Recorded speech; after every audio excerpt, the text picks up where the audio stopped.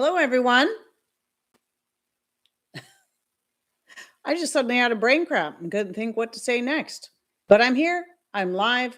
For those of you who like to pop in early, just like I like to get in here early to give you guys time to, well, come in and chat, give a few announcements, etc. Don't see anybody here yet. Oh, wait, nope. 5 people suddenly joined in. Good. It's always nice to know I'm not just talking to a camera with nobody on the other side. So no grandbabies today, so it should be a little quieter than last week. I do try to arrange these times when I'm not going to have anybody here, but unfortunately last week there were no days last week. There were none. But today it worked out. That's why I chose today, because tomorrow wouldn't work either. Yesterday we did with the cousins, with Jason and his cousins, we did a little birthday party for him here. And Patrick's sister came too. And then today is his actual birthday, and his mom took some today off work so she could do some fun stuff with him. So that means this was the one day I had this week with no grandbabies. So again, if you're new to my live shows, typically I try to start 10 minutes early, which means if you want to get directly to the topic and you're watching the live and replay, go in about 10 minutes. I usually try to stay on time. Sometimes if people ask questions in the chat during that first 10 minutes, I may forget to watch the time. I apologize, but I do try to stay on time.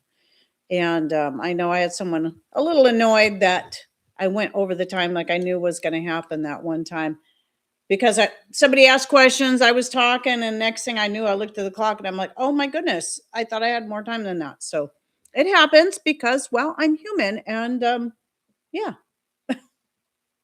I like to talk, I guess. So let's see, what other announcements? I see Gudrun made it in, or at least she's the one that came in and said hi. I know there's other people watching. So let's see. I was gonna see if I wrote down anything. I don't think so. Mostly today has just been really nice. Uh, got out there early, got some more gardening done, and I plan on getting some more done this afternoon. But it is a beautiful day today. And one thing that's pretty cool is that I really feel bad that I don't remember who this was. But a couple of years ago, someone, Patrick thinks they were from Arizona, sent us a box of these amazing grapefruit that she grows. And she just had so many of them. And she spent a lot of money to ship that up to us. I'm like, you don't have to do that. But she did it anyway. They were some of the best grapefruit we've ever had. And we love grapefruit, especially the red grapefruit, which is what these were. And Patrick saved, I don't know if it was that he found a seed that had sprouted or if he just saved some seed and stuck them in a pot, because we've actually had a couple little grapefruit trees that we started years ago. And I thought, I think these are doing really good. Let's plant them outside. So I did, and they did okay for the summer, but then obviously they didn't make it through the winter here. So won't make that mistake again. But anyway, this grapefruit tree, it is currently outside because we had to repot it into a much bigger pot. And yes, it was from the one that was sent up to us. And I had it over in this corner on top of my desk next to my sewing machine, and the branches were pressing up against the ceiling. So we got to get that thing repotted. So I had this really big pot already. And initially we were just going to bring it right back in here, but it's like, no, the weather is warm enough now. Let's just leave it out.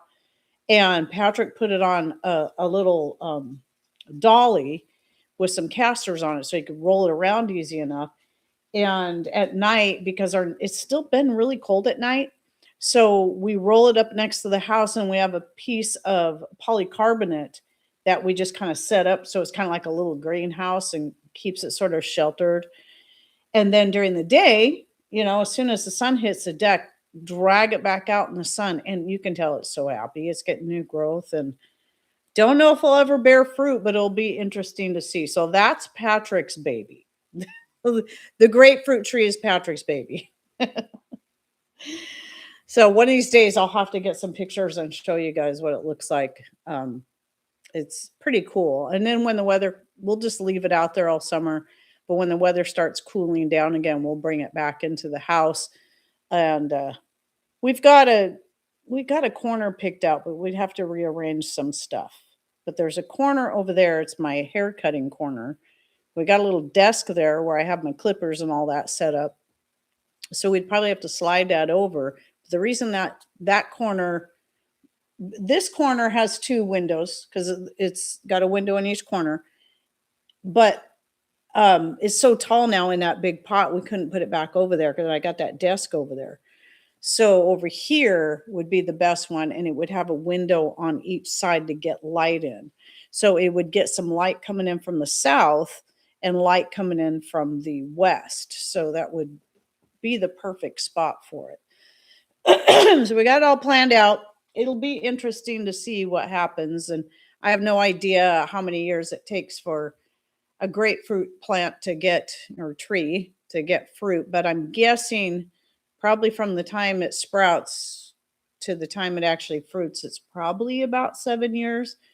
It could be sooner than that. I really don't know. It seems like with trees, that's kind of average, maybe. I know with grapevines, it can be up to 7 years, but that's a vine. And mine started getting grapes at 4. So anyway,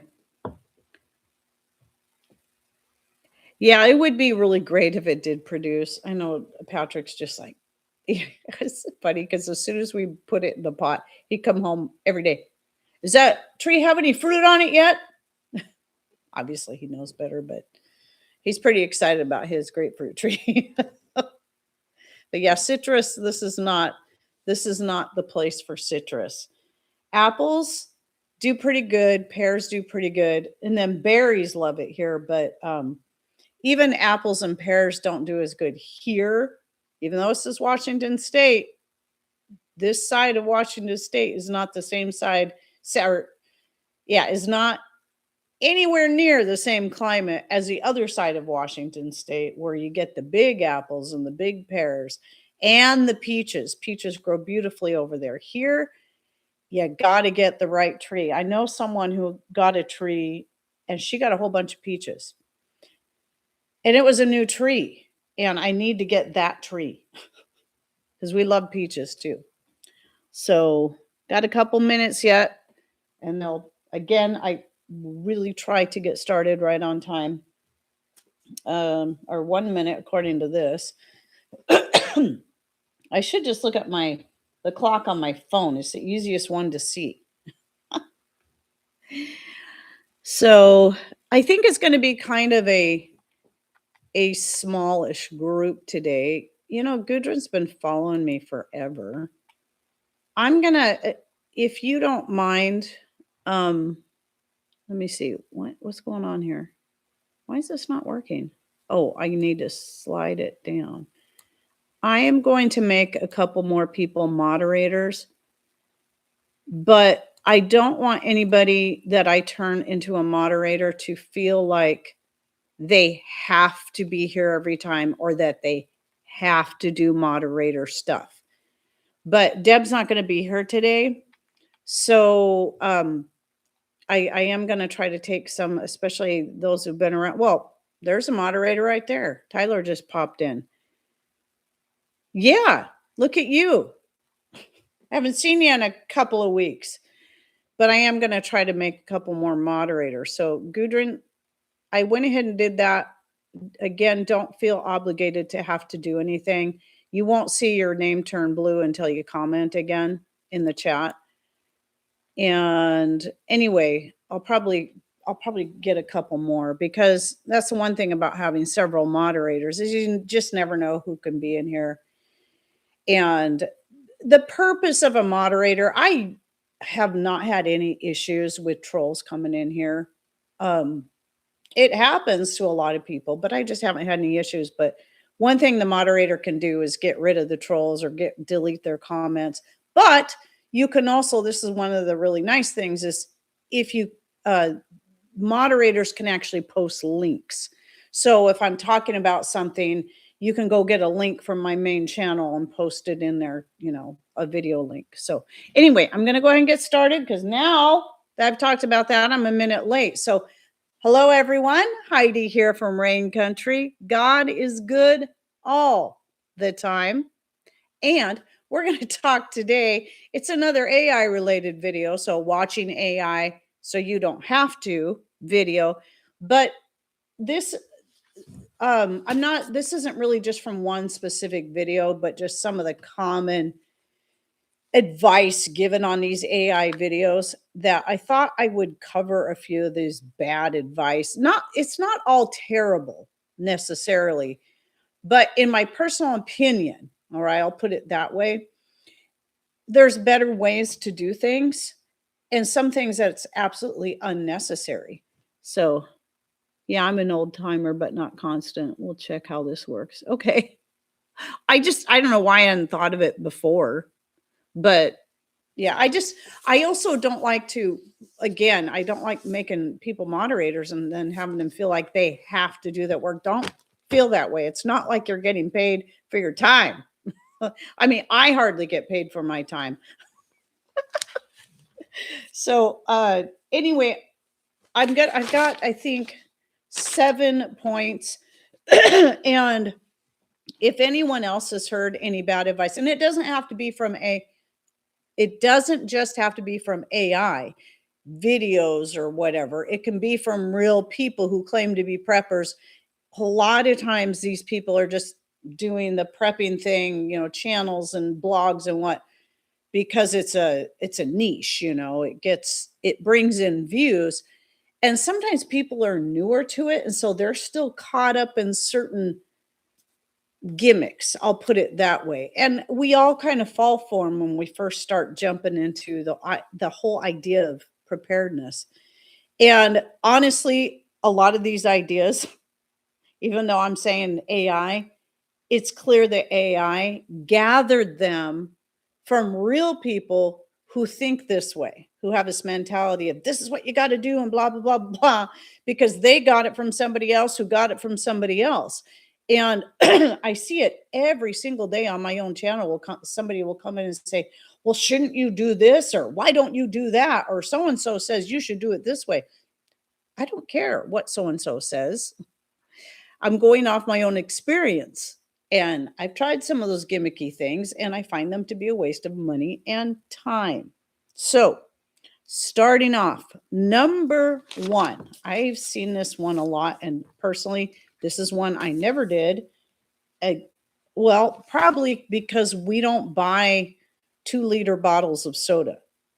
The only time I ever did that in the whole time I've been married and have kids, or ever, because when I was single, I certainly didn't, was for birthday parties and things like that. And then I stopped doing that a long time ago. So they'll drink all this soda and then they get the bottles from people who do, and they like to use that for storing small dry things. So that would be things like rice and grains. This is a good way to recycle and store. And I don't want to say those are bad ideas necessarily, even though that's what I'm calling this video. It is just far from the best. Let me put it that way. I mean, if that's all you got, use what you have. So that's where it can have a place, because sometimes you just got to utilize what you have that didn't cost you any money. I get that. And I agree with it in that sense. But for long term, no, I just don't agree. I don't think storing in thin plastic bottles, well, first of all, it's the plastic. And on top of that, those pop bottles, they're pretty thin. And plastic can be permeable. It doesn't, that one surprised me. Think of it as like even Mylar balloons. Mylar balloons can hold the helium for the longest amount of time, over latex, but latex is permeable too. This is why over time, even if it's just regular oxygen they're filled with, they will lose oxygen over time because it seeps out through the pores in that, and plastic is no different. So you're never going to be able to get anything fully airtight in a thin plastic bottle. It's just not going to happen. So a much better form of storing up dry things like that would be using glass jars. If you can't afford to buy a bunch of canning jars for this, you can recycle jars, recycle product jars. See, that's another thing we don't get a ton of is product jars, but we do get some. Like at Costco, when we buy like green olives, or the artichoke hearts. We don't do that a ton either, but every now and then we like to have some of these on hand just as a nice snack.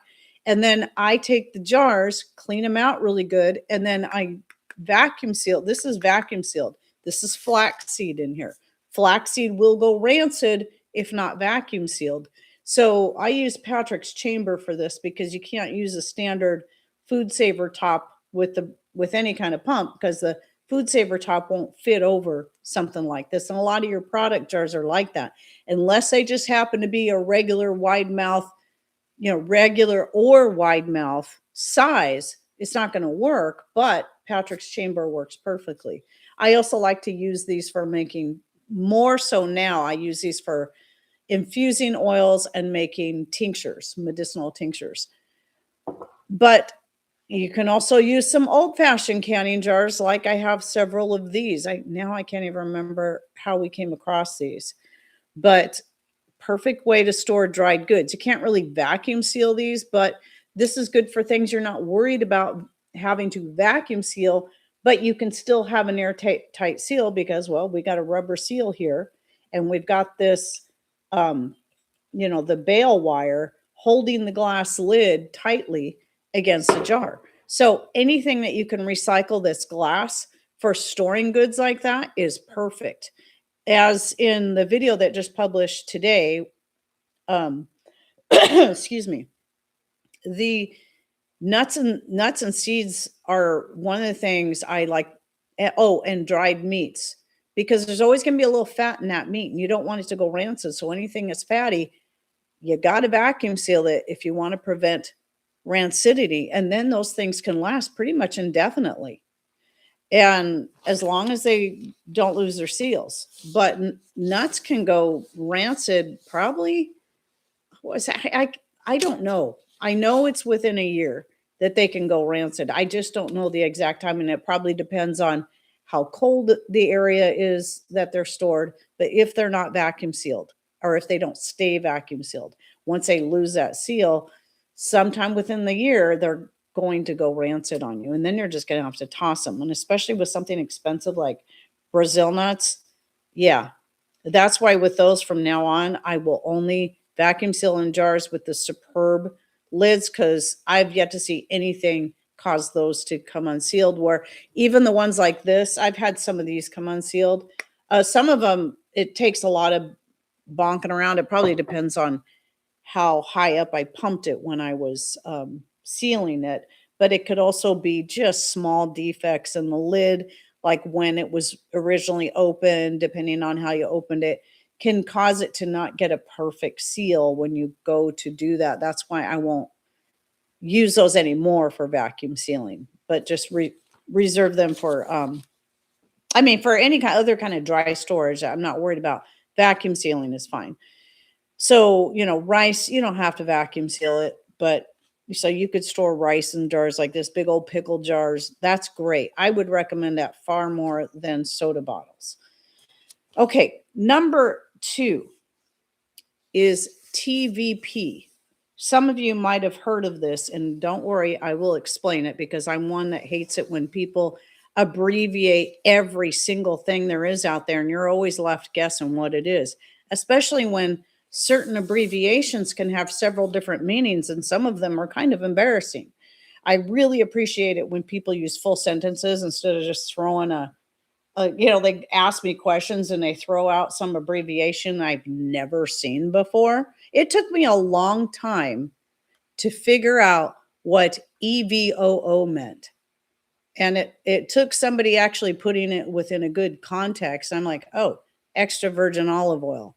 Everybody abbreviates that? I didn't know that. I tend to avoid abbreviations as much as possible, except for the very old, like Mrs., Mr., etc., doctor. But every day someone comes up with a new abbreviation and we're all left having to guess what it is. How about we just leave all the vowels out of all our words and then we can all try to interpret. But even when I type etc., I don't put etc. I stopped doing that years ago because I hated how everything was getting abbreviated and you never knew what anything meant. So I started typing out the whole Latin word. It's actually two words. Et cetera. ETCETERA.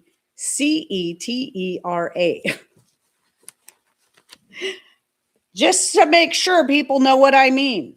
Anyway, I got on a tangent. I am so sorry. What was I talking about? TVP. Okay. Textured vegetable protein. So if you've never heard of this before, yes, Tyler, you got it right. Are there any guesses out there what kind of product textured vegetable protein is made from? This is old. Okay. This is long before 3D printing. This has been out long before that. So it's made from a natural, something that does actually grow in nature, and it is soy. And chances are incredibly likely that it is genetically modified. So there's that. I don't even know if you can find any kind of texture vegetable protein that is not genetically modified. I have no idea. But it's more than just the fact that it comes from soy. So you're probably wondering, well, what exactly is it? How do people use it? Well, typically it's made in such a way that people can use it as a hamburger replacement. I've tried it. It's gross. Okay, so there's that. So if you're not so much worried about genetically modified soy, or even just avoiding soy products for the most part in general, the fact that it tastes terrible, don't stock up on a bunch of textured vegetable protein. I actually couldn't believe this one when I was listening to this AI video going, are they seriously recommending textured vegetable protein? Are there people out there that are still recommending this nasty stuff? The reason I had tried it years ago, this was one of the ideas I got from Amy Decision's books because it saves money on meat. It's cheaper than real meat. And you can use it as a hamburger replacement. So I thought I'd give it a try. Wrong. So I don't recommend that.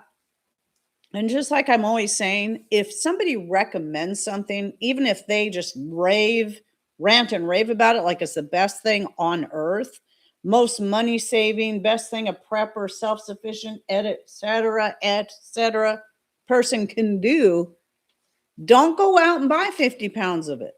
I didn't buy 50 pounds of it. I don't remember how much I bought. It was more than I could use. I know that because it was gross. Buy the smallest amount of whatever it is if you've never tried it before to try it first.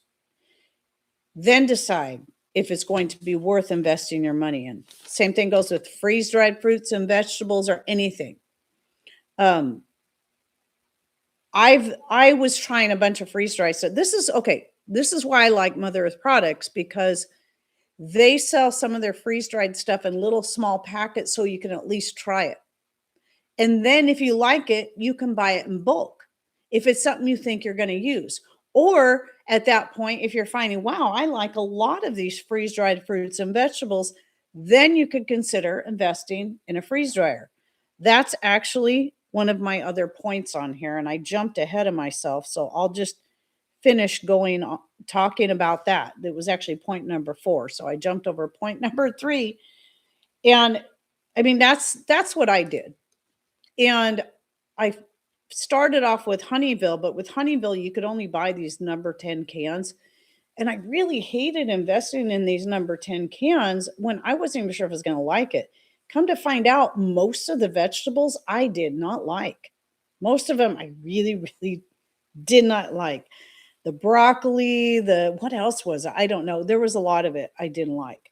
Um, but I liked some of the fruit, especially for powdering up and using to flavor things. And then yeah, so then I found Mother Earth Products who sells things a lot smaller things, and I teamed up with them because I was really happy with their dried onions and garlic. Some of that stuff I was had already been stocking up through Amazon, then went and looked up their company to see what else they had, and then found, wow, they have their own separate website, and so I linked up with them, and then I started trying some of the little smaller packets of things that I'd never tried before, like peas and corn and some other stuff, and found that I do like the peas when added to soups and other such. And I love the sweet corn, even straight from the package. The sweet corn is good, but there's hardly any other those vegetables I like. So I'm glad I had the opportunity to try these things. This was one of the very many reasons why I decided it wasn't worth it to invest in a freeze dryer. Just was not worth it. Even for I mean, because here's the thing, a lot of the freeze dried stuff I would buy now that that are left that I would buy are the things that I can't grow anyway. Like the bananas, the pineapple, and the mangoes. And so I wouldn't be able to, if times got tough, I certainly wouldn't be able to go down to the store and buy them and then freeze dry them, and that would be even more expensive. So I'm just going to go, if I want to stock up on some, I'll just stock up on some just to have as a luxury item, is what I call those, because it is still very expensive. But that's going to save me money in the long run than buying a freeze dryer that I will hardly ever use. And so, and with that said, if you guys, I didn't think to link to these in the description box below the live, but I'll try to do it in the standalone video. And that is, I have two videos I did. One I did several years ago on why I don't have a freeze dryer yet. And then, like, the very next year, I decided, nope, I did more research and decided it is absolutely 100% not worth it to me personally. And so I did another video on it and why I turned down the offer for a free one. Because pretty much every channel you see that's promoting the freeze dryers, they all got theirs for free in exchange for a positive review. Well, they won't tell you in exchange for a positive review. Most places won't say that, but that's what they want. And then because they want you to sell their product for them. And here's the thing I really like about Mother Earth Products is I contacted them and asked them, hey, do you guys do affiliates? Would you be willing to team up with me? And that's how I work now. I won't just accept something anymore, because I've been burned too many times by companies that, even when I first tried the product, I thought, this is pretty good. And then I started promoting it, something quickly went downhill one way or the other. So I won't do that anymore. I'm going to buy a product, pay for it myself. I'm going to use it for a while, find out if I even like it, if it's worth it, what's the longevity of it before I start promoting it to people. So, anyway, by that point that I got that offer, I'm like, no, not interested. Not interested, because it's my goal to help people who cannot afford to make that kind of investment to see that they don't need it. It is an unnecessary thing that people are being practically bullied into believing, that you can't put up food of any quality unless you freeze dry it. It's no different than the people that say, if you put up food any other way than fermenting it, it's going to kill you. So that I can't agree with that. There's so many other ways to put up food. Fermenting is a great way, but it is not for everyone. Canning and dehydrating, even without electric dehydrators, because that's like the oldest way to put up food. Salt curing and dehydrating. the two oldest ways to preserve food. And people did this for thousands of years and they got plenty of nutrients out of it. Trust me, the freeze drying hype about the nutrient value is not what you think it is. It's not what they're making you believe it is. When you do the research, you'll find that yes, maybe with a few things, you're preserving a few more nutrients than dehydrating or canning.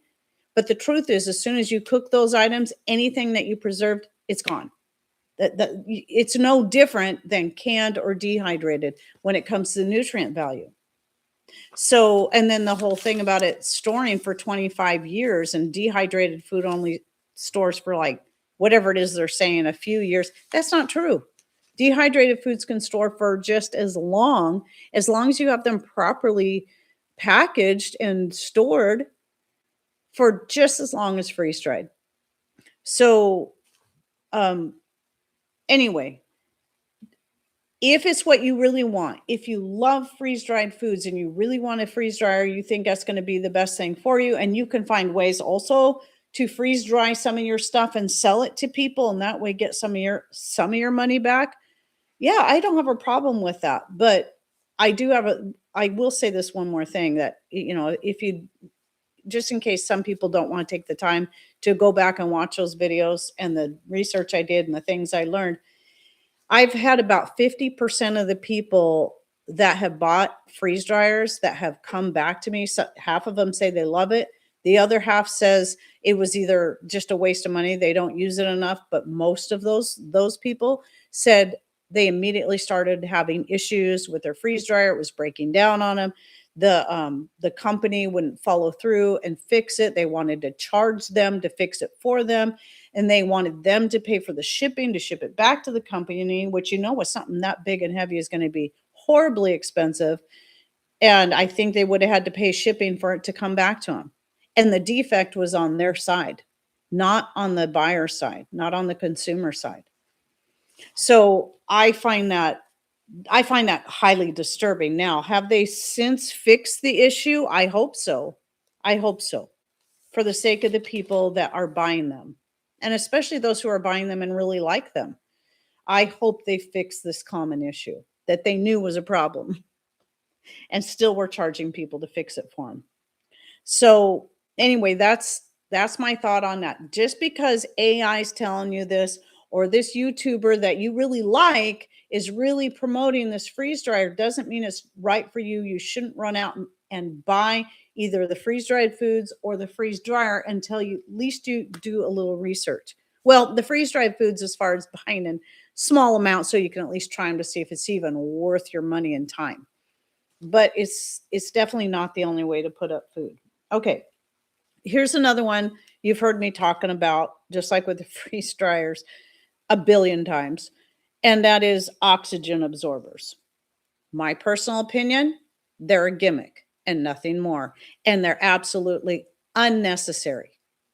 Let's remember how I was talking about how people were dehydrating food for thousands of years? They didn't have oxygen absorbers. They didn't even have vacuum sealers. They just put their food up. Now, typically things like meat and that type of stuff, it was so it could get them through the winter.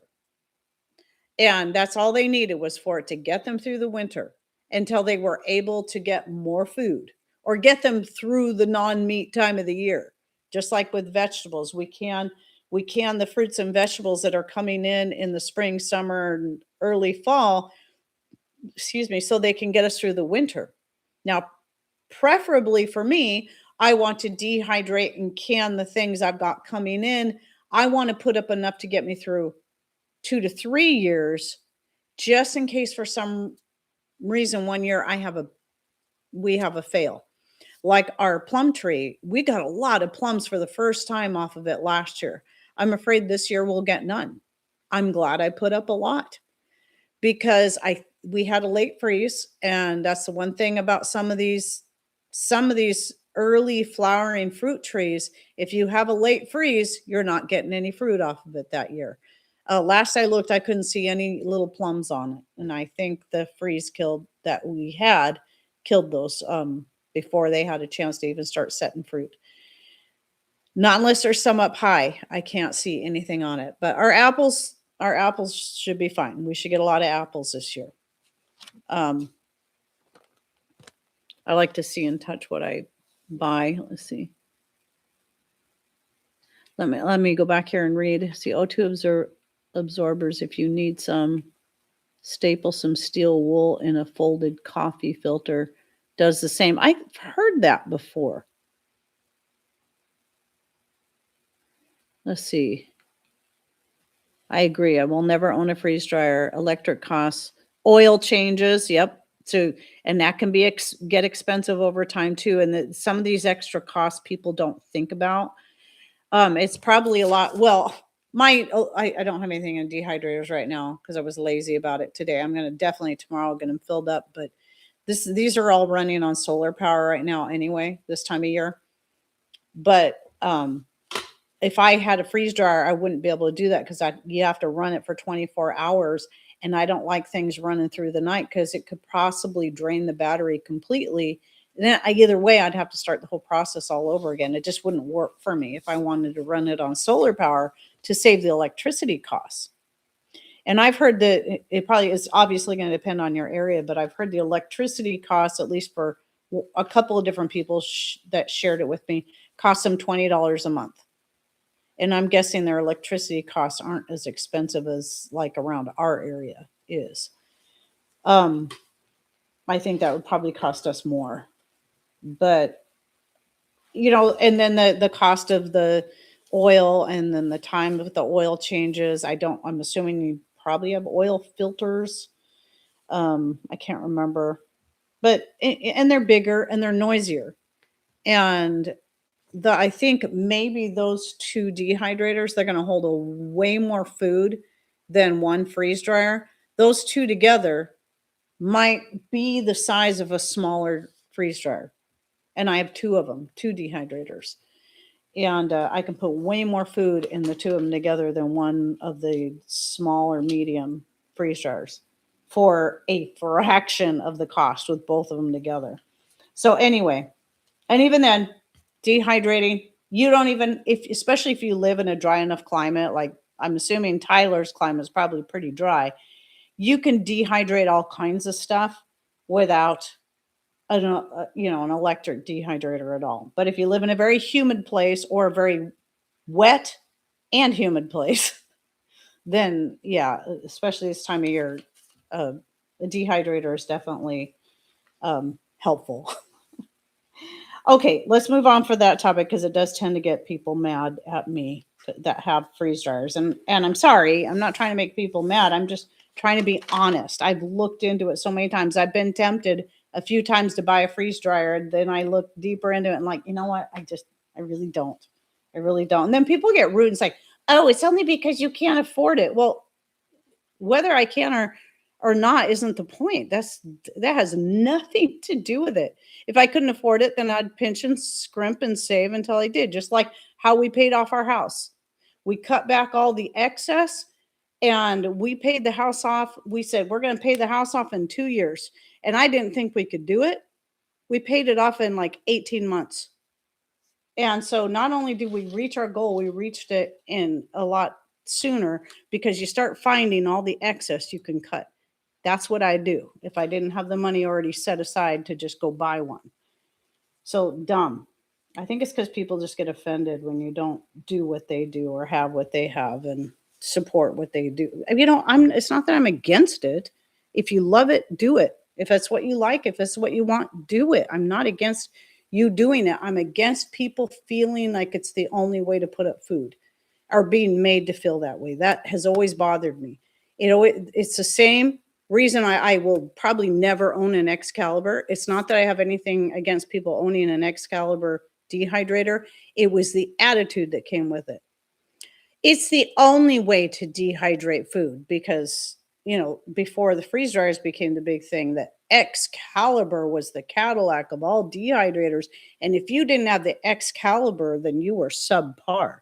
That'd be like me telling people who can that if you don't have an all-American canner like I have, then you don't know how to can. You're not properly canning food. Dumb. I would never say that.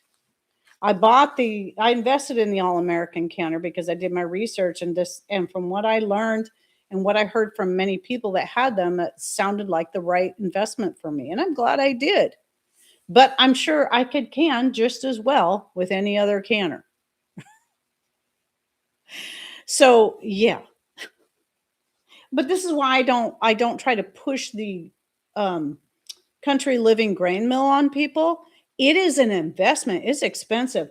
It is now more than twice what I paid for it. Like I think I bought it like maybe 12 years ago. It might be about 12 years ago. It is more than double what I paid. And sometimes when people ask me what I recommend, it's like, well, I recommend it for quality, but not for the cost. Would I say it's worth it? Well, I'm sure glad I bought it when I did, and I paid $400 for it. Now it's over $800 for the same exact one that doesn't even now. The one I got when I paid that much came with the corn and bean auger, which is separate than the just regular grain auger. That looks like the same exact one for that $810 doesn't come with the corn and bean auger, which is a nice one to have for grinding corn into meal or flour. So I recommend it for the quality. It's made in the United States. It's made right here in Washington State, but I wouldn't want anyone to feel like they have to get what I have because that, especially now, is very much an investment. I am sure you can find a decent grain mill that isn't near that cost. So I'm not going to, could I give people an affiliate link that I could earn money off of? Yes.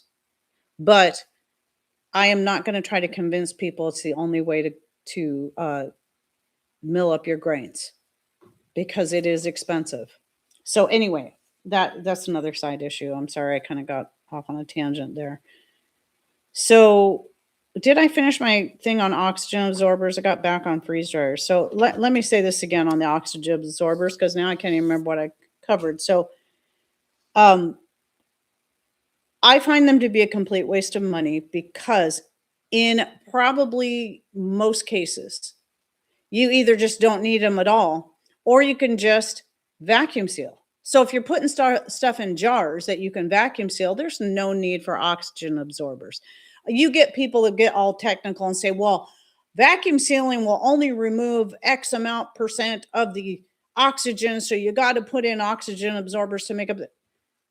In my experience in doing this for however many years it's been, 14 years, putting up food and vacuum sealing it,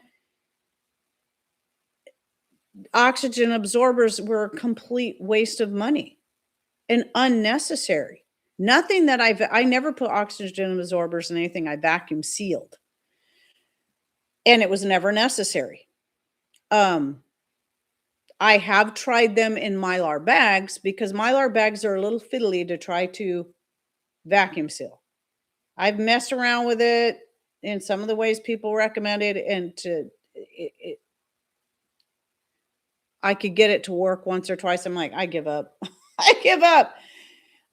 Getting the ones with the Ziploc on it and then maybe dropping an oxygen absorber will help that. That's the only place I see them having any value whatsoever. And I still won't do that. Nope, I still won't do it. So what I do instead, if on the rare things that I want to get as much air out of it as possible, and it's in a little zip Mylar bag, is I'll either use the water bowl of water method where you dunk the bag down in there and let the weight of the water push the air out and then zip it up. Or like with my grains that I store in buckets for long term. So I put the bag inside a Mylar bag because, a lot of the Azure standard grains and beans and whatnot come in paper bags, which I'd prefer. But obviously they can get air in there. So then put that inside the Mylar. So the Mylar is not touching the grains. This is kind of what I've switched to more and more over time, if I can get it to work. And then take that bag and then push out as much air as I can and then seal it up. If it's a zip, I zip it. If it's not, doesn't have a zip on it, I have a flat iron that I bought years ago because I wanted to try straightening my hair. Wow, there's another waste of time. But I found that's really perfect for sealing up the Mylar bags. Just whoosh, and there you go. And that's worked great without wasting money on oxygen absorbers that may or may not work. I bought some that were absolutely useless from the moment I opened them. And I still have a bunch of them that I'll never use. They're just sitting back there. I just need to throw them out because I will not use them. I keep hanging on to them just in case, but I just feel like, man, I should just throw all this garbage away because I think, in again, personal opinion, nobody be offended if you feel like you have to have oxygen absorbers and you think that's the best thing. I think they're a waste of money. And I don't want to see people wasting their money, especially now, on stuff that's pretty much just a gimmick and unnecessary. So, I mean, you'd be better investing that money into food or investing that money into a brake bleeder pump for like $20, $25 that can last you. Mine's lasted for 10 years, and you can keep resealing a jar. So if I open a vacuum sealed jar to get something a little bit out, but like, let's say the Brazil nuts, but I don't think I'm going to get back into it right away, then I want to vacuum seal it up. I don't have to throw in new oxygen absorbers. I could just vacuum seal it for free. Yeah. So anyway, okay. So that was my 4 points there. I've got a couple more here. So, okay, when you're first getting started into putting up food, there's nothing wrong with going and stocking up on some canned goods. I highly recommend it. That's what we did at first before we really got serious with our garden. We were like, wow, we should probably put up food. So we put up a bunch of canned goods to start with. Went to Costco, bought peaches and corn and beans and a bunch of other stuff and put it up just so we'd have something. While we started working on putting in our garden and getting serious about growing food for ourselves. And not that we grow everything for ourselves. We grow as much as we can. And we're always trying to learn a better way to do things and how to grow more of the things we need the most. So here's the issue, though, with canned goods that you buy from a store. And we're talking about in metal cans. So, Tyler, we should exchange ideas and not worry about offending. Absolutely. Absolutely. Because people tend to take me wrong and assume I'm just dogging on people because they're not doing things my way. And it's not what I'm trying to do. I'm trying to fight against a system of um, other people bullying people into spending money on things that they don't need. And I know that feeling like, oh, I don't have that. I'm not doing it right. I better run out and buy this, but I can't afford that. And wouldn't my money be better put into just getting more food? I mean, that's why I get really animated and worked up about it. It's not about people owning these things if they want them. It's about people feeling bullied into buying things they really don't need, or something, spending $810 on a grain mill when they could probably get one at a garage sale for $5, $20.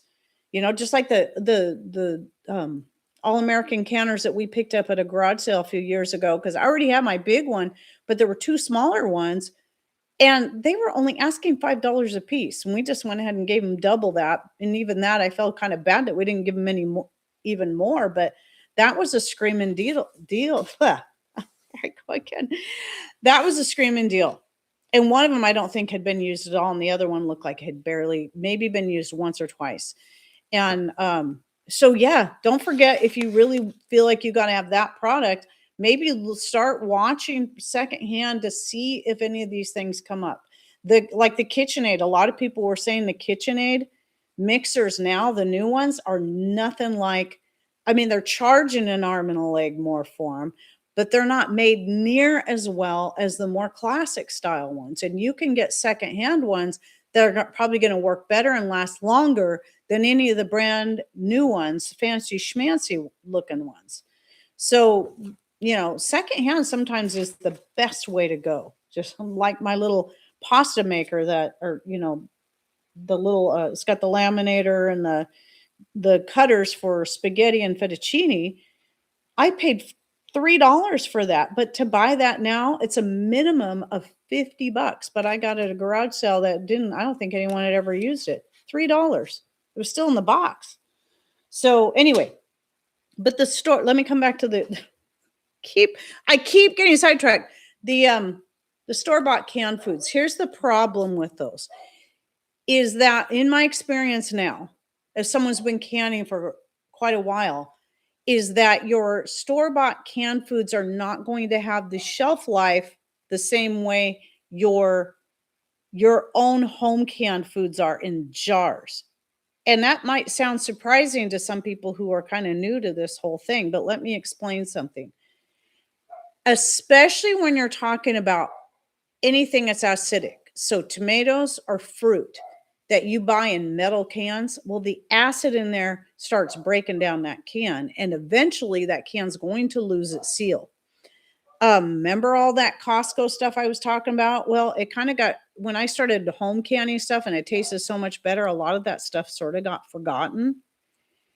And some when I finally came across them again, I'm like, oh, I forgot I still had these.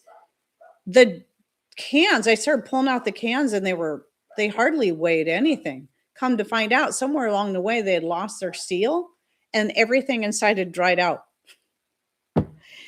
And if not that, even if it's a low acid thing, like green beans and corn, still over time, these things start taking on the flavor of the can. So in that way, they're practically inedible because they taste terrible. And who knows what all stuff you're getting in there. I've never had that happen with home canned foods. Things I've had put up for years and years, and like, oh, we need to start working through this. And it still tasted as good as the day that I canned it up. Maybe the color wasn't quite as pretty, but the flavor was still there. And yeah, so that's why I say there's nothing wrong with buying the home can, or excuse me, there's nothing wrong with buying store-bought canned goods, but you just need to realize you're going to want to work through those faster and worry about working through those first. Then your home can stuff, as long as it's all your home can stuff stays sealed, it'll stay good for many years to come. Oh, Deb made it in.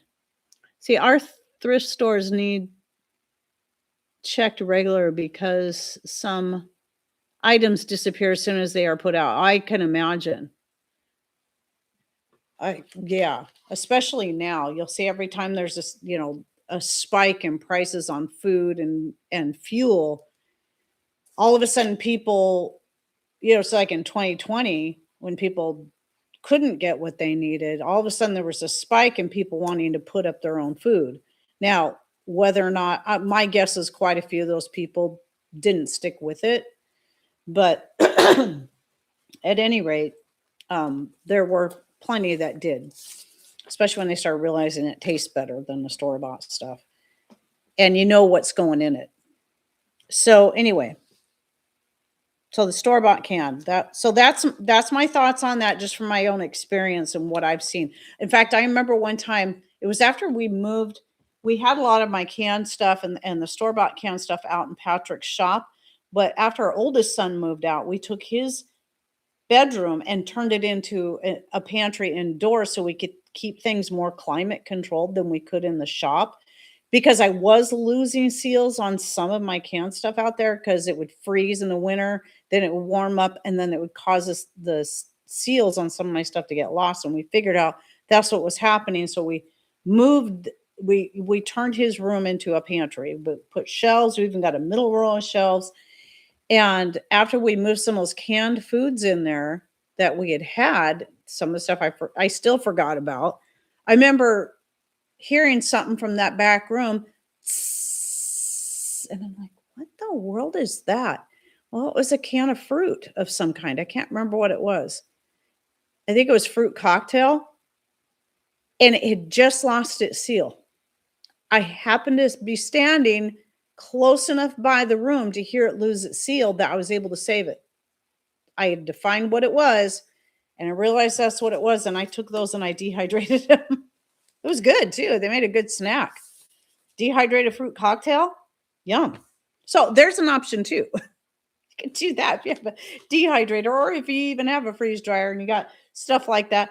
And if it's still good, if you're afraid you're not going to work through it before the can loses its seal, you can freeze dry or dehydrate it up, and there you go. All right. I got 2 more points in this topic, and I actually have 2 more quick topics I want to cover. Oh my goodness, this one. I've never heard anyone say this. I've only heard this come from AI. And that is storing MSG. Just like the TVP, no, no, and even more no. Now, I honestly don't remember what MSG stands for, but I'm sure most of people have heard of MSG. It's used to flavor foods. That's an absolute no. I say it's a kind of sodium. Is it monosodium glutamate? Is that what it is? I don't know if I'm remembering that right. But not only is it just bad for you, it actually, okay, I was right. Thank you, Tyler. It'll actually increase your food cravings. So, and it can be somewhat addictive if I remember correctly. But I remember this lady sharing with me that she found out why, there was her and her son were having a lot of issues with it, the food cravings. It was because of all the MSG in the foods they were eating, so they had to cut the MSG. Because they were, really packing on the weight. Once she found that out, she stopped getting stuff with MSG in it. So things like your top ramen. This is why I say don't store your ramens like that, because the seasoning packets are just tons of MSG, and the noodles themselves are just they're not good for you. They just got a lot of preservatives and nasty stuff in them. When I started reading the ingredients of those, I was like, oh my goodness, this stuff is terrible. But you can actually go to an Asian food mart. If you buy noodles, like my son got me into this Asian food mart online. It's called Weed, WEEE exclamation point. They even sell like interesting Kit Kat flavors that when you read the ingredients, I mean, they're not perfect, but they're definitely better than the Kit Kats made in the United States. Same thing with your noodles, any of your Asian noodles. If you buy those that are actually made in Japan, they're made with better ingredients. So at any rate, why store MSG when you're far better off just storing salt, real salt? Either it doesn't have to be the Redmond real brand. I just mean real salt, not MSG. So whether it be sea salt, Himalayan salt, Redmond real salt, whatever's available to you at a decent price, preferably that which is loaded with a lot of minerals to just give you another source of minerals. But I don't know what MSG costs. I've never bought it. I think it's a stupid, stupid idea. And that one I will say, because I'm assuming like I said, I've only ever heard of AI giving people this advice. Salt. It has many, many uses, not just for seasoning your food. You can use it for cleaning. You can use it for killing weeds. You can use it for preserving foods. You can do salt curing. Remember what I said earlier? Salt curing meats was a very common way to preserve meats long term. So let's see. I'm allergic to mold, and most store canned foods have citric acid. I'm allergic. Oh, yeah, that's right. Citric acid is grown on mold. That's right. I did a video on this a while back. A lot of times we assume the citric acid is coming from citrus, right? Most of the stuff you buy, no. Most of the stuff that has citric acid added to it isn't the natural citric acid, it's the kind that's grown on mold. And so a lot of people do have issues with that, especially if they're highly allergic to molds. So just a little tip there. Um, but what happened with just getting citric acid from lemons? I know some places still do that, but it was probably more expensive. Oh, Tyler's got to run. Okay. See ya. Thanks for stopping in, even if it was brief. It was not as brief as that last time he dropped in, huh? Or last 5 seconds. Okay. Now the number 7, I did kind of already cover this one, and this is buying massive amounts of any one product that you have never tried. So if AI or a live person, like a real living, breathing human being with skin on, is telling you, you need to run out and buy. I know I just said this in another video, but I'm going to say it again because I feel like it's one of those things that can't be said enough. Because when people start getting into being prepared for whatever life's going to throw their way, they feel like, oh, I need to go buy, 150 pounds of rice and 150 pounds of beans. What if you hate beans? What if what if you don't like rice? What if your family won't eat any of that? I mean, I know some people just can't have rice, but I don't know very many people who don't like rice, but as a kid, I wasn't big into beans like that. I mean, chili maybe, but most of the time I wasn't crazy about a lot of the beans. Green beans were fine, but the bean itself. And I don't know. Yeah, it just seems there's so many things like that. I mean, I use that because that's what so many people are told. Rice and beans, complete protein. Well, there's other options out there. I do agree that rice and beans are excellent things to store because they're cheap compared to a lot of other things, and they store for a long period of time, and you can just really start putting those things up. But again, I say start even with that. Start with something small because there's so many different types of dry beans out there. Maybe you don't like pinto beans, but you like red kidney beans, or maybe you like lima beans, or maybe you hate lima beans and you like the pinto beans better.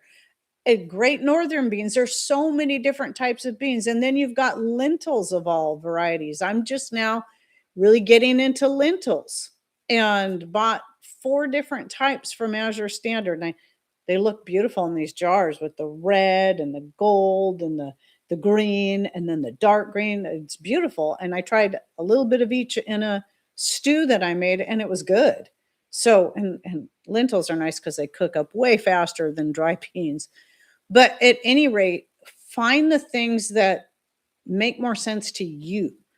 That's going to not only give you a good source of protein, but has multiple uses and multiple nutrients. And then try mixing things up. Instead of putting up 150 pounds of pinto beans, maybe put up 5 pounds of pinto beans, 5 pounds of red kidney beans, 5 pounds of lentils, et cetera, et cetera. Or 5 pounds, like I did, 5 pounds of each of these different colors that I thought I'd try out. And yeah, so don't just run out and buy a whole, or even, like the freeze dried foods or the milk powder. Like I have a 5-gallon bucket of powdered milk stored in our long-term storage. I'm not going to tell people you should run out and get a 5-gallon bucket of powdered milk because you may hate it and not even like using it to make sauces and gravies or anything. And that would be a complete waste of money. Am I freezing up? I saw my thing glitch out there.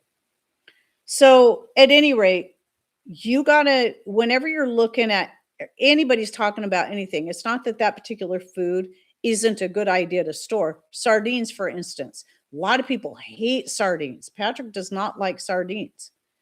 I like sardines, so I don't mind stocking up on some. But some people, they just stock a ton of sardines because they love sardines so much, but that's not going to be for everyone. So Always try something, see if it's going to be for you, see if your family's going to even like it. Maybe if you like it, put up a little bit. If your family, you find they really like it, then you can put up a lot. It doesn't matter what it is or who's talking about what or who's telling you that you should grow a lot of this or that. It's all got to be tailored to you and what you and your family is going to eat. Otherwise, you're completely wasting money and space. Let's not forget the space these things take up, which, with that said, remember, if you have limited space, you can get creative and start finding ways to store your food, even if you live in a little small apartment. There's so many ways to be creative with your space that you might not even thought of. I did a video on this, and you can find it on my main channel. It's a food storage for small spaces. And remember, you can do a search. You can just use a YouTube search bar, put rain country, food storage, small spaces. It should pull that video up to the top. I did it a few years ago where I threw in a whole bunch of ideas. Some of them are what I do. Some of them are ideas I got from others, and kind of compiled it together. And I'm pretty sure under that video, some people shared their own ideas and comments as well. So we just got a new ISP having a hard time getting Deb's blessed on. Oh, huh. So guess it's just you. So it's just you instead of you and you. My husband is the only Puerto Rican who doesn't eat beans, but he'll eat lentils. Oh, well, that's good. Oh, that's kind of cute though. Hey, I know there's some Hispanic people that really don't like hot, spicy foods.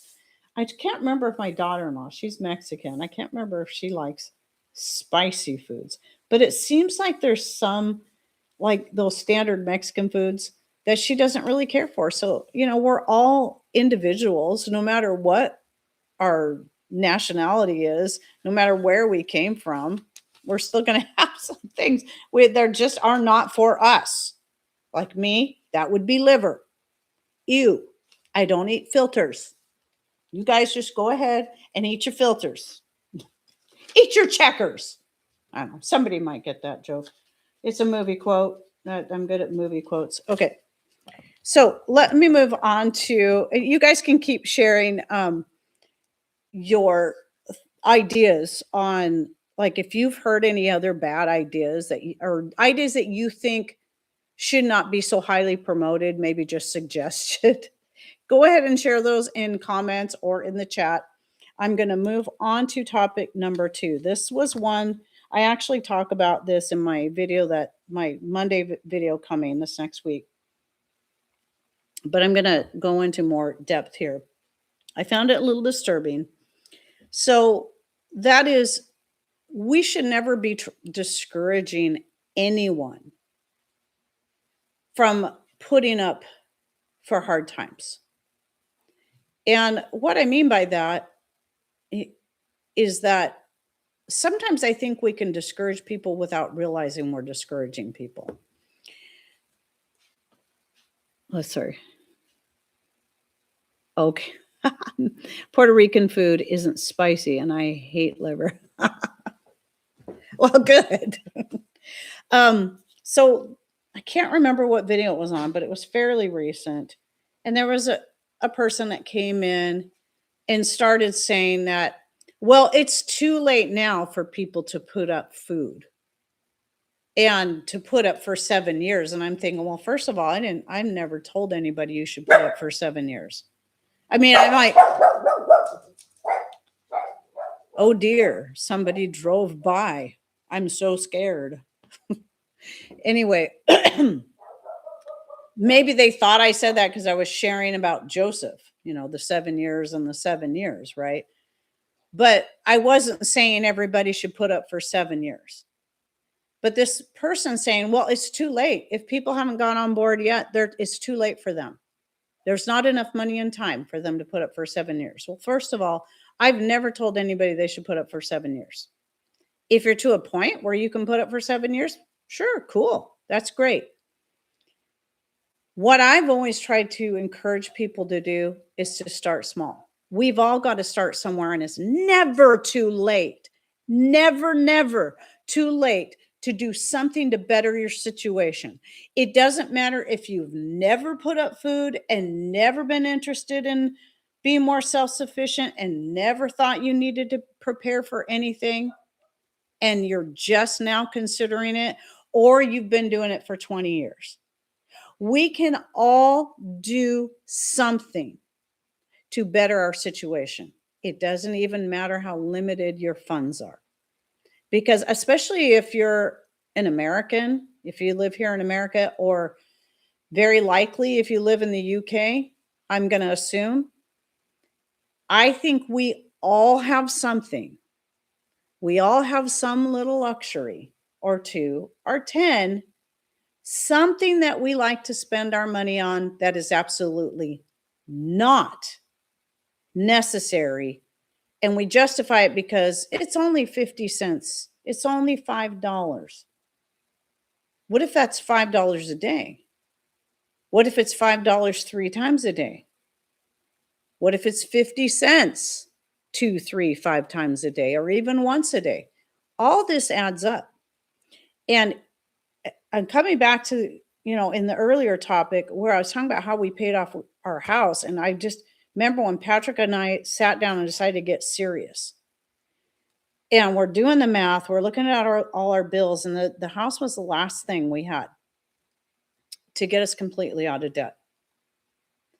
And Patrick's like, I think we can do this in 2 years. I think we should set a goal for 2 years. And I remember that scared me because I thought, what if we don't meet the goal? Or I'm gonna feel like I failed. I remember I was so worried about that. And he's like, there's nothing wrong with us just setting a goal. Because I'm thinking, well, I don't even see this as possible that we could do this in 2 years. I don't think we can. And he said, we need to just try. And I said, you're right. There's nothing wrong with setting a goal, even if it feels unrealistic, and then see if we can do it. I mean, what does it hurt to at least try? Well, here's what happened is as I started, because I'm the bookkeeper, as I started finding more and more things that, okay, I need to stop spending my money on this. And I mean, we hardly ever went out to eat, but we stopped doing that entirely. Like, we might have gone out once a month tops. And then we just stopped. It was like, okay, we're not going to do that anymore. And anything like that, just cut. And sometimes they were just small things, really small things, that 50 cents here, that dollar there. And we started cutting those things. And amazingly enough, we not only met our goal of having the house paid off in 2 years, we paid it off 6 months earlier than we thought we were than our goal was. So we paid it off in 18 months because the more you do, and then you're taking that extra money, the money that you're saving, and you're putting it on the principal. And then you start seeing that principal go down, the principal goes down. And then the money going into interest out of each payment gets less and less and less. So more of that payment, of the actual payment, is going onto the principal too. And so there's this, like Ramsey always says, not Ramsey. Is it Ramsey? Whatever. The money guy, I don't agree with everything he says, but the snowball effect is exactly what happens. And the same thing happens and can happen when you start getting into putting up food or putting up water or putting up whatever, or starting a garden with that. Dave Ramsey. Okay, I had it right, but I couldn't think. I thought maybe I was thinking Gordon Ramsay. I've never even watched him. I know who he is just because of, social media, but I don't care. But anyway, okay. So you can do the same thing. We're going to go ahead and talk about, because a lot of times when people first get into preparedness, canned food is the easiest thing to buy for a good price. So again, I still agree with that. Not for long term, but just to get you started. So when you start seeing your little hutches, your little cupboards, whatever it is, your little pantry, start getting these nice little rows of, here's some green beans, here's some corn, here's some peaches, here's some whatever, flour and grains and rice and the beans. And then you start building on that and adding to it. And the more it grows, the more exciting it gets. And the more you're like, okay, what else can I cut? You know what? I really don't need this thing over here. I don't need this doggone useless Netflix subscription. Cut, cut, cut. Now I can take that money, whatever it is now these days, I have no idea. I can take that.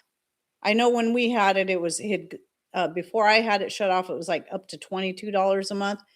Now I can take that $22 a month. And how far can I stretch that $22 to buy more food for my food storage? Even if you only get yourself ahead, let's say you set a very short, just a very small goal for yourself. Get yourself ahead by one full day of food, breakfast, lunch, dinner, and coffee, of course. and and you're going to be like, okay, that's one day. That's one extra day that I'm going to be okay. Then you're going to shoot for another extra day. Then it's going to be a week. Then it's going to be a month. And then it's going to be a year. It doesn't matter how long it takes you to get there. Start somewhere. And this is how we should be encouraging people, not telling them, well, it's too late for you. It's too late for you because you didn't listen to me when I was telling you this 10 years ago, 20 years ago. You didn't listen. So it's too late for you. We should never, ever, ever have that attitude, because we should be happy and excited to see anyone. I don't care who they are or what their attitude was, even if they were laughing at us 5 years ago, 10 years ago.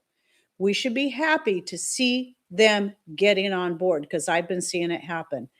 Some of the same people that used to think I was crazy are getting on board, and I am thrilled. And look at it this way, if nothing else, if we're going to be selfish about it, that's one less person we have to worry about come knocking on our door. That's one less person we have to worry about thinking that they're going to be dependent on us, or that we may feel we have to take care of. So we should be excited. We should be encouraging people. I don't care who they are. So I'm going to share another story that back in 2020, when everything blew up, right? And I thought, you know what? Now's a good time for me to kind of step back a little bit and kind of go back to some basics, because there's going to be a lot of people now that are realizing the importance of food storage, storing toilet paper, for crying out loud, or whatever. And I just started putting out some videos of just some tips. Here's some ideas. Do. I knew it wasn't going to be for everyone, but I knew people were going to need that information.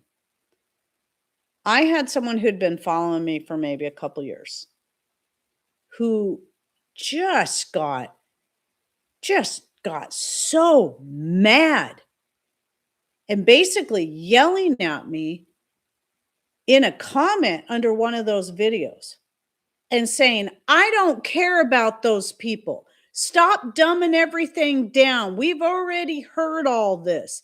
They didn't listen. I don't care about them. And I'm thinking, wait a minute. Well, I do. And if you don't like it, there's the door, because I'm doing what I can to try to help people. This is why I'm here. My information costs you nothing. And this was back before memberships and all this other crazy stuff. I don't have any of this stuff. I don't make much money anymore on YouTube because all the changes they've made, and yet I'm still here trying to help people. It's my time, and I don't make a lot for it, but I want to see people be encouraged to get on board to take care of themselves and their family. I think this is important, and we should never be saying anything that's going to make people feel like, Oh, I'll never be able to do it because so and so told me that I don't have enough time or money.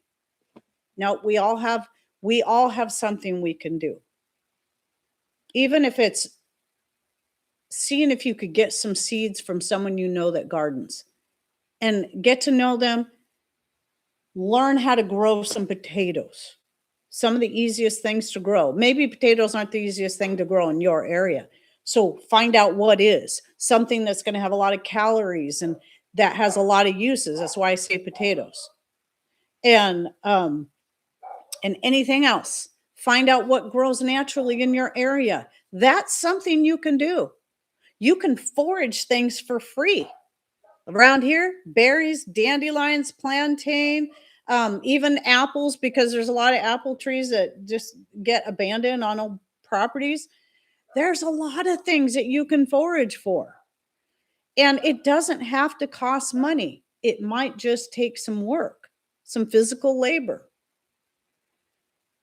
So and I could go on and on about all the billions of ways that people can find to better their situation. But the main point in this story, or story, my main point of what I'm saying here is that for those of us who've already been there and done that for a while, never ever discourage anyone. Always be encouraging. Always share your own. This is why I do the video series on preparedness testimonies, because I hope it will encourage people to look at the positive side of preparedness. It's not all about doom and gloom like so many people have been led to believe. That's why a lot of people are afraid to get into it. Oh, because the doomsday preppers, it's all doom and gloom. No, it's not. No, it's not. It used to just be a way of life. It's what the Native Americans did. They were always preparing to get them through the hard months. And all around the world, people have been doing this. It was a way of life. Let's make it a way of life again. And for those of us also who've been doing it for a long time, we can also still look at ourselves and look at what we've done so far and say, okay, you know what? This here, I shouldn't have focused on that. That was kind of a waste of money and time. And this is something that's a lot more value to me. This is something that's a lot more valuable to me. So this is where I'm going to start putting my focus. I mean, we all have those things, right? We all have those things that we thought we really needed and then realize that, this isn't all that useful, or I really don't like this. So we'll work through this or throw that out and we're going to start over again. We all have areas that we can still improve on, no matter how experienced we are, no matter how far along we are in this. We can all always improve. And I'm going to be, I'm going to be very honest. We also have areas that we might have become lackadaisical in, that we used to be really good about, that we could get better about again. It happens to us all. Or at least I'd like to believe that it's not just me that sometimes gets lackadaisical about certain things. Like I went through a phase there where I wasn't making all my own bread all the time. Some, yes, but not all of it. What was it, just a couple of years ago? And I was buying some breads again, just kind of mixing it up. And then I went back to making all my own bread again. And so, we have our reasons, and sometimes maybe it's just some other stressors we're dealing with in our lives, or the time, or the energy, or we're sick, or we're whatever. And that's okay. That's okay. But sometimes it can also be harder to get back on track again. And so let's examine ourselves and look at ways that and things that we can do better, because we all have areas. So I'm going to read a few comments. Common sense is not very common anymore. Let's see, right? We had unexpected emergency and we were glad we were prepared. Exactly. Emergencies come in all kinds, and they're not even all bad, scary things. Sometimes they're just things that come up, like all of a sudden you got invited to some fun event and they want you to bring a dish. You weren't prepared for it. Oh, well, I got food in my food storage. I can make this dish and I can go. I'm saying that because I think this possible this weekend we might have two back-to-back potlucks. We might have one on Saturday and then again on Sunday because it's Pentecost. And so I'm like, nobody's saying anything. Well, I'm going to prepare and kind of plan. So right now I have some chili cooking in my crock pot plugged into the solar power so that, because I like to cook it for a couple days and then I'll probably use that and make a tamale pie if we do have a potluck on Saturday and I can take that. I'll be ready for it. And I'm planning out what I'll make for the next day if we have two back to back. I'm gonna make a main dish. I'm gonna make a dessert, and if we end up only having the one potluck on Sunday, I'll bring a main dish and a dessert. There we go. So anyway, yeah, I haven't actually made chili in a little while because I had so much put up, both that I had canned as well as dehydrated. So I decided to start, because I got all these kidney beans I want to work through anyway, so that are dry. So I thought I'll just make a big pot of chili, and whatever I don't use, I'll just dehydrate it for the future. And yeah, and some of it we'll eat as chili, and some of it we'll use a tamale pie. So the tamale pie is nice for a potluck because then I can just basically put the chili in the bottom, put some cheese over that, make some cornbread, put that over the top, and then bake it. So, the chili part's the part that takes the longest. See, I freeze dried bread until we're ready for it. Oh, not freeze dried. You freeze bread until we're ready for it. I'm freeze dried on the brain, I guess. Did somebody freeze dry my brain? I freeze my dough. There was only one. I haven't tried freezing dough, I don't think. Or if I have, it's been a long time. I couldn't remember if I had really great results with that. I'd love a video on Sabbath prep ideas, meals. Usually we only have a potluck usually with our group maybe once a month. And the other Saturdays are usually leftovers from the day before. That's what I do. I make sure I make a meal. I make a big meal on Thursday or Friday, and that carries us through the weekend. It's that simple. Okay. So you guys keep on chatting. I got one more. A couple of reasons why I'm doing 3 today. I didn't have time because the way my schedule was to shoot an extra standalone video, just my this and that for Monday. So I'm trying to get 3 topics covered so I can get 3 videos out of this. And this one should be pretty brief. Let me see. Let me make sure. Okay. And that's about the Best Buy dates. So what was it? I've been getting a lot of questions on this, and I think was it the this and that published on Monday? Yeah, the one where I was talking about that 5-year-old box of milk. And it had a Best Buy date on it. And I didn't think to explain at the time. I had to put it in text, but a lot of people still do not understand that there is a huge difference between an expiration date and a Best Buy date. So typically your shelf stable food is shelf stable. It should last indefinitely as long as it stays sealed. Best Buy date simply, it really means nothing. All it is a way for a corporation to encourage you to hurry up and work through that. Don't store it, work through it so that, and then if you get to it and you stored up, let's say it is that box milk and you had a couple dozen boxes stored up and forgot about it. And, oh, it's been 5 years. Oh, wow. It's way past the Best Buy date. I better throw it out. That's what they want you to do. So you'll go buy more. And there was a time that shelf stable food, when you bought shelf stable food in the stores, there was no date on it at all because it doesn't expire, generally speaking. Now, can it the quality of it change? Yes. This is why they use the wording best by. So best if used by this date, because by this date is probably going to start separating. Some people assume when they open that box of milk that's been sitting there for over a year and it kind of comes out sort of lumpy. Oh, it's curdled. I got to throw it out. No, it's not. It's not curdled. It's not rotten. Just smell it, taste it. You'll know. That milk, yes, it did the same thing. It gets lumpy. You have to reblend it. That's what happens with the boxed milk. You don't see that with evaporated milk in cans, but you'll see that with boxed milk. It is very, very common. It is not spoiled. That box of milk was good. Someone said, I thought you were going to open it and show us. And I'm like, I thought I did.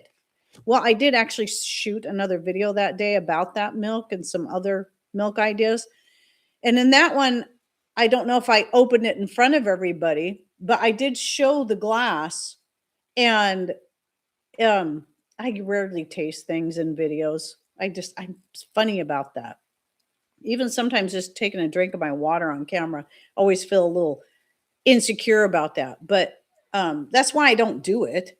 I don't know if this person thought I was being dishonest, but I'm still working through that box of milk. It tastes great. There's nothing wrong with it other than it was lumpy. I had to shake it very well to mix it back in. And if shaking it doesn't work, put it in a blender. It'll mix back in. It'll work. And even if you don't like box milk or the flavor of it, it's still great for making gravies and all kinds of stuff. Oh, I should try making ice cream with some. I'm curious how that would taste. Anyway, so it's just a yeah, it pretty much means nothing. Now, again, with canned foods will, after a few years, start to taste like the can, or they can lose their seal. That's when you have to worry about them going bad, is the time if it's any of the stuff has lost its seal. But generally speaking, if it's shelf stable, that's what it is. And everybody thinks that everything has to have an expiration date. No, expiration dates are on fresh things. So you'll have an expiration date on the fresh gallon of milk that you bought because, yes, it will spoil. But even then, you have a nose and you have a sense of taste. So, sense of smell, sense of taste. These olfactory glands, they can tell you a lot about whether or not something is spoiled. And if it doesn't smell spoiled, then you can take a small taste. Does it taste spoiled? It should be fine. And it's that whole common sense thing. So, what's happened is that because of all these corporations putting dates on everything, now everybody thinks that this is, oh, this is all bad. This is all expired because this company that slapped this date on there said so. Not necessarily. And even curdled milk has a use. I think, though, pasteurized curdled milk is different than raw curdled milk. Raw curdled milk is usually in the process of fermenting. That's where sour cream comes from. Um, it's milk that is starting to sour and it gets used to make sour cream. And it doesn't necessarily mean it's bad. I just know that sour pasteurized milk is pretty disgusting. Yuck. But anyway, so yeah, I make cheese from older milk or give old milk to chickens. There you go. Last sourdough loaf actually got hard on me. I made bread soup. Bread soup. Interesting. Loved it. Memories of child. I hadn't heard of that one. Now I'm gonna have to look that one up. I did do the bread pudding one time. That was pretty good. And also, I've been trying to get in the habit of chopping up. Like if a bread starts, we don't work through it fast enough. The bread that I make, because it's not full of all those preservatives to keep it all soft and fluffy. I'm trying to get myself in the habit of chopping it up into like crouton sized pieces at least, and then freezing it. and then using that in things like meatloaf or even, down the road, like stuffing for turkey or chicken. So the last time I did that, I'm like, why? I always use oats in my meatloaf. I should use the bread. I always forget about the bread. Use the old bread, soak it in milk. And when I tried that, I'm like, oh man, this is the best meatloaf I made yet. So that's what I'm going to start doing from now on. That and or the bread pudding. It seems like Patrick wasn't as crazy about the bread pudding. I thought it was really good. I mean, he liked it okay, but he just likes pie and ice cream. He was all happy because yesterday was we did that little birthday party here for Jason. So I made some homemade ice cream and I had Kayla, I paid her. Kayla is my other daughter-in-law. I had her make a little cake. So it was mostly for the kids, just to have a little thing here so all the cousins could have just a fun time together. Kayla just makes these amazing cakes. They're so good. It's just a cute little cake. And so I made the homemade ice cream and thankfully there was enough. There was plenty left for him. And he's like, "Thank you for the ice cream, mamas." Like, "You're welcome." He loves his ice cream. That's one of his very when I met him, mostly all he ate as a single man was popcorn and orange floats. It's another reason why I keep some of that Olipop on hand, so he can make himself either orange floats or root beer floats when I make ice cream. So actually, last night he had a root beer float, and he usually uses about half a can of the Olipop, and then we take the other half and I put it in a glass, like in a a little canning jar. What is it like a is it 4 ounce? Whatever. Anyway, a half pint, yeah. And then I put one of those plastic lids with the silicone liner in there and put it on really snug. And that can get that to last for another day. After that, it does start losing its fizz, but that does help. I do notice the more natural sodas like that, they lose their fizz a lot faster than the junk stuff. So anyway, side issue again. So let me see what else I was saying. Was See if there was anything else I wanted to say on that. Okay, I think that was it. It's just that simple. All right. So if everybody understood the difference between expiration dates and best buy dates, you could save yourself a lot of money. You don't have to throw something out just because, like the box milk looks a little lumpy. It does not mean it is spoiled. If you've ever had spoiled curdled milk, you would definitely know the difference by both smell and taste. And the box milk, that's just what it does after a while. I remember somebody said they had all this box milk and they threw it all out because it all curdled. No, it just separated. That's all. So, are there any Amish or Mennonite stores near? They would be able to name a milk source if they don't sell it. Are you asking me? You must be asking somebody else. We don't have anything like that here. We're so far away from everything.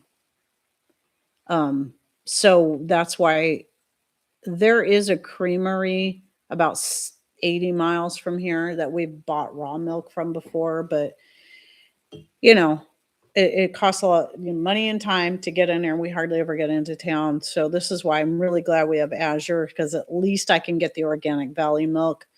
Um, it's still pasteurized, but at least it's a better quality milk all the way around. And I just order it up.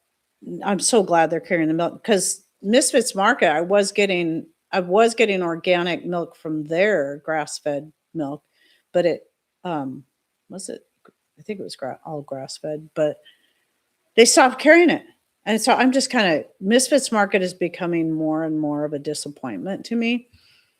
And the last I know I was talking about them for years. I was so excited because I was getting all this organic produce and then they started carrying more organic stuff and now they're carrying a bunch of non-organic stuff too. And if you're not careful, you might accident. That's what I did. I thought all their stuff was organic and then suddenly they stopped doing just the organic and doing the conventionally grown stuff and I didn't realize it. So I'd bought some produce that wasn't and I was a little disappointed in that. And then they'll have something, they'll carry it for a while, and then all of a sudden they'll stop. And so that's frustrating. I can understand with the produce because it's typically they're carrying stuff that's in season, but the milk and all of a sudden they quit. And so I'm just like, okay, well, right about that time, um, Azure Standard started carrying the on a regular basis the organic Valley milk where I could buy a case of it. So there's 6 half gallons. So it's 3 gallons at a time.